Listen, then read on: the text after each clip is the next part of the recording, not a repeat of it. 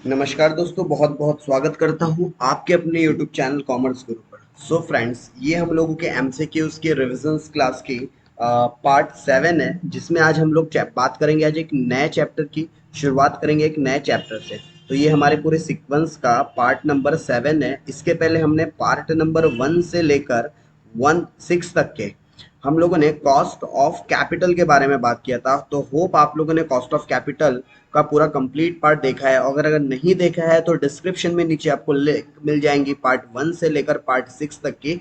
तो पहले आप सारे कॉस्ट ऑफ कैपिटल के क्लासेस को खत्म कर लीजिए, उसके बाद आप लोग लिवरेज के चैप्टर पर आइएगा। तो मैं स्टार्ट कर रहा हूँ लिवरेजेस के बारे में। तो चलिए फ्रेंड्स, स्टार्ट करते हैं एक कॉन्सेप्ट के साथ, बिना ज़्यादा कोई टाइम को वेस्ट किए। तो अगर मैं बात करूँ लिवरेजेस की, तो भाई लिवरेजेस होता क्या है। सबसे पहली और अगर इंपॉर्टेंट चीज की भाई लिवरेजेस होता क्या है, तो मैं बहुत जनरल और लेमैन चीज लैंग्वेज में बोलूँ तो लीवर का मतलब होता है जो किसी चीज को कंट्रोल करता है। ठीक है, तो हमारे बिजनेस के अंदर भी कुछ ऐसे एक्सपेंसेस होते हैं, कुछ ऐसे हमारे बिजनेस के अंदर खर्चे होते हैं जो कहीं ना कहीं मेरे बिजनेस रिस्क को आइडेंटिफाई करवाते हैं।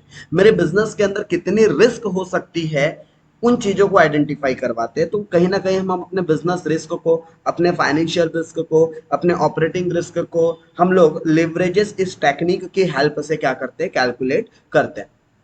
तो लिवरेजेस चैप्टर के अंदर कैलकुलेशंस पार्ट अगर हमें सीखना है तो उसके लिए मैं आपको कहूंगा कि एक स्टेटमेंट है जो आपने याद रखना चाहिए। यानी कि लिवरेजेस सीखने से पहले आपको मैं एक इनकम स्टेटमेंट अभी आप लोगों के स्क्रीन पर लिख रहा हूं। आप लोग भी पेन कॉपी निकाल लीजिए और ये स्टेटमेंट ड्रॉ कीजिए।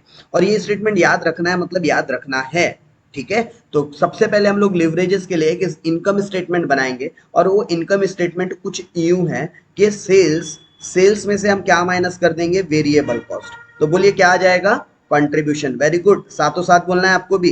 सेल्स माइनस वेरिएबल कॉस्ट क्या आ जाता है, कंट्रीब्यूशन। और कंट्रीब्यूशन में से क्या माइनस करते हैं, फिर बोलो, यस, फिक्स्ड कॉस्ट। तो क्या आ जाता है, प्रॉफिट। बट इस प्रॉफिट को हम नाम क्या देते हैं, ऑपरेटिंग प्रॉफिट। या फिर ऑपरेटिंग प्रॉफिट को ही हम क्या भी बोल सकते हैं, EBIT।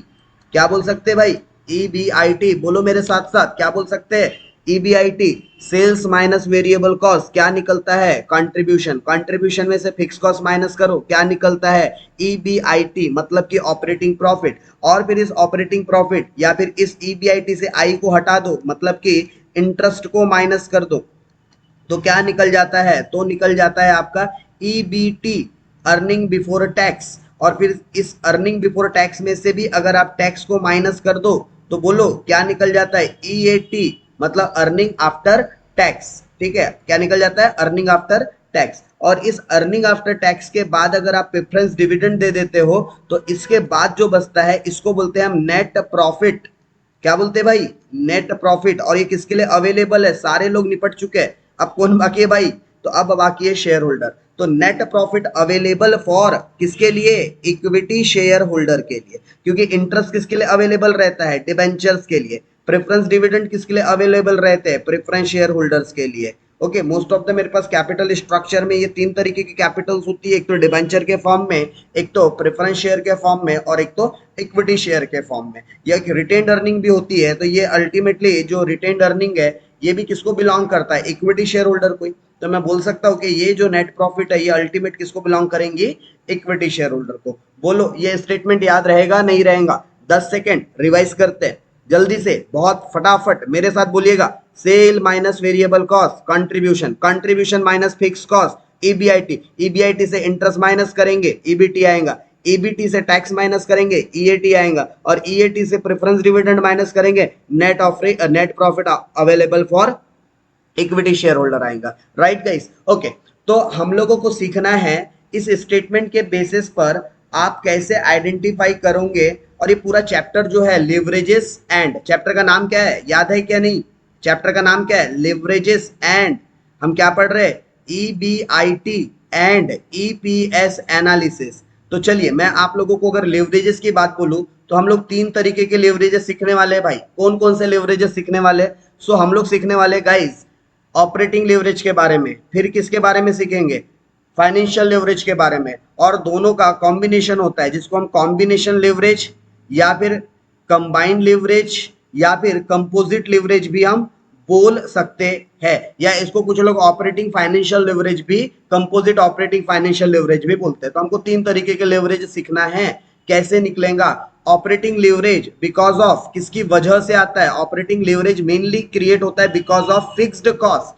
यस, एक बार फिर से मेरे साथ बोलेंगे, ऑपरेटिंग कॉस्ट किसकी वजह से आता है? फिक्स कॉस्ट की वजह से आता है, बिकॉज मेन अफेक्टिंग फैक्टर होता है फिक्स कॉस्ट। अच्छा, तो फॉर्मूला भी बता दीजिए। तो अगर कोई फिक्स कॉस्ट के पहले का प्रॉफिट और फिक्स कॉस्ट के बाद का प्रॉफिट है, उसके बेसिस पर हमारा क्या बन जाता है? Operating leverage. तो बोलिए ऑपरेटिंग लिवरेज का फॉर्मूला क्या बनेगा?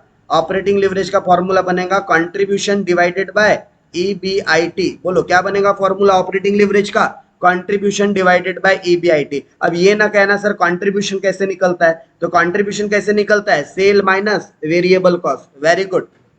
चलो आगे बढ़ते हैं और दूसरे लेवरेज की बात करते हैं। दूसरा लेवरेज हमारे पास कौन सा रहता है? Financial leverage. और फाइनेंशियल लेवरेज किसकी वजह से अराइज होता है? Because of financial cost. और फाइनेंशियल कॉस्ट के अंदर मोस्टली हम इंटरेस्ट को कंसीडर्ड करते हैं। तो चलिए देखिए, अब इस फाइनेंस कॉस्ट के लगने के पहले कितना प्रॉफिट था और लगने के बाद कितना प्रॉफिट हुआ है, चेंज कितना हुआ है बिकॉज ऑफ इस इंटरेस्ट की वजह से, वो हम फाइनेंशियल लेवरेज की हेल्प से क्या करते हैं? डिटरमाइन करते हैं। तो चलिए देख लेते हैं फाइनेंशियल लेवरेज का फॉर्मूला।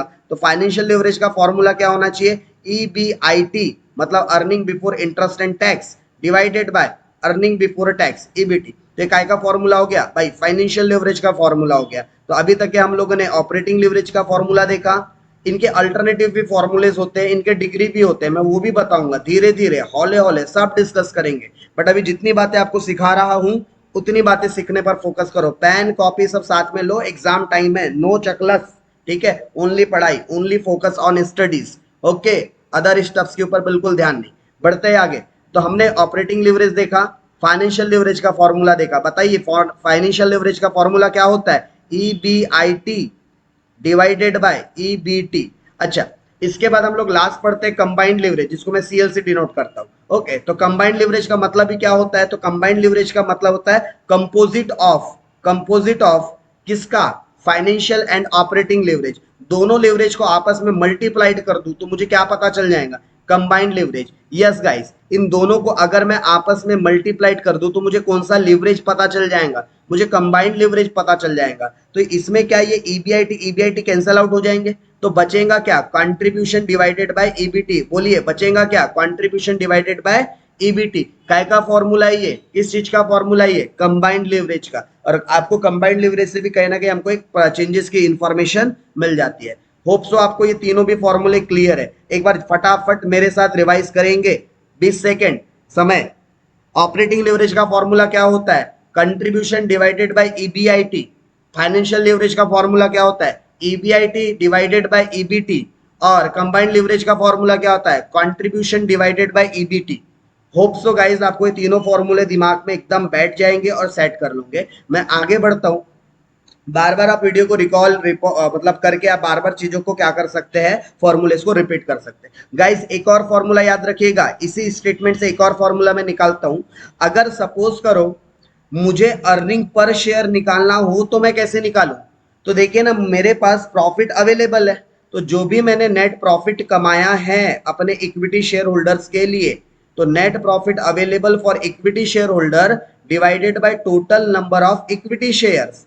अगर मैं नेट प्रॉफिट को डिवाइड कर दूं किससे? नंबर ऑफ इक्विटी शेयर से, तो मुझे क्या पता चल जाएगा? मैं एक शेयर के पीछे कितना कमाता हूं, मेरी अर्निंग पर शेयर कितनी है, मुझे ये पता चल जाएगा। Right guys? अच्छा, ईपीएस को गाइस अगर मैं एक फॉर्मूले के फॉर्मेट में लिखूं तो मैं क्या ऐसा लिख सकता हूं क्या? आप थोड़ा नोटिस कीजिएगा। ईबीआईटी में से, ईबीआईटी में से सबसे पहले हमने क्या माइनस किया? इंटरेस्ट। बोलो क्या माइनस किया? इंटरेस्ट। तो क्या आ गया? ईबीटी आ गया। करेक्ट? इतना सॉल्व करने पर क्या आ गया? ईबीटी। और फिर ईबीटी में से क्या माइनस किया? टैक्स। तो 1 इंटू 1 माइनस टैक्स। तो क्या आ गया आपके पास? बोलिए क्या आ गया? Earning after tax. और फिर बाद में इसमें से क्या माइनस कर दिया हमने? प्रेफरेंस डिविडेंड माइनस कर दिया। ये इतना करने पर हम कहां पहुंच गए? हम पहुंच गए net profit available for equity share holder, मतलब इस वैल्यू पर आ गया मैं। और डिवाइडेड बाय क्या करना है मुझे? Total number of equity shares. बोलो क्या करना है? Divide total number of equity shares. तो अगर मुझे फॉर्मूले को रिप्रेजेंट करना है तो मैं इस तरीके से भी फॉर्मूले को क्या कर सकता हूँ? रिप्रेजेंट कर सकता हूँ। तो होप गाइस आप लोगों को अभी तक के operating leverage, financial leverage, combined leverage और ईपीएस ये चारों चीजों का फॉर्मूला क्लियर हो चुका है। यस और नो? प्लीज जल्दी से बताइए यस और नो कमेंट बॉक्स में। और ये वीडियो को मैं छोटी ही रख रहा हूँ, इसके बाद हम लोग डिग्री ऑफ ऑपरेटिंग लिवरेज और इसी चैप्टर से रिलेटेड तो कुछ थ्योरेटिकल कॉन्सेप्ट देखेंगे एंड देन हम लोग बढ़ेंगे आगे और एमसीक्यूज की बातें करेंगे। तो इस वीडियो के लिए इतना ही, बने रहिएगा, पार्ट सेकंड में हम लोग आगे का डिस्कशन कंटिन्यू करेंगे।